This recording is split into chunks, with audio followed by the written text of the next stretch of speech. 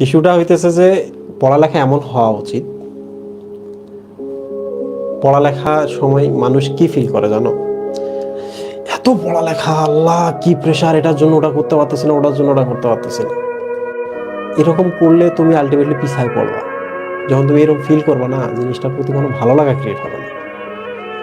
But কি করতে হবে, পড়ালেখাটা শেষ করে রাত্রেবেলা নিজেকে জিজ্ঞেস করতে হবে, আজকে আমি ভালো পড়াশোনা করছি, আজকে পড়াশোনাটা করে আমি খুব খুশি। পড়ালেখা করো, অ্যাসে করো। যেদিন তুমি এই কথাটা বলতে পারো, আজকে তো অনেক পড়াশোনা করছি এবং পড়ালেখা করে আমি খুব খুশি, আই এম ফুলি স্যাটিসফাইড, দেখবা তোমার পড়ালেখা ভালো হওয়া শুরু হয়েছে, পড়ালেখায় ভালো করা শুরু করছো। আর পড়ালেখায় খারাপ করার একমাত্র কারণ হলো এইটা যে আমরা ভাবি যে এটা করতে গিয়ে অন্য কিছু করতে পারতেছি না। তাহলে সবসময় এই ফিলিংটা রাখবা, নিজের জিজ্ঞেস করবা আজকে কতগুলো পড়ছি, ও আজকে অনেক পড়ছি। আজকে পড়ালেখা করে তুমি satisfied? Yes, I am highly satisfied. Okay, এই ভালো ফিলিংটা তোমাকে আরো পড়ালেখা করতে নিয়ে যাবে।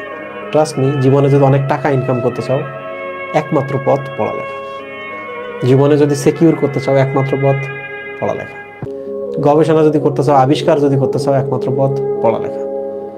এই বয়সটা তোমার কন্টেন্ট মেকিং এর সময় নয়, ইউটিউবিং এর সময় নয়। এই বয়সটাতে তুমি টিকটকে কেরিয়ার গুলো এমন সময় নয়। পড়ালেখা হচ্ছে অলওয়েজ ব্যাকআপ।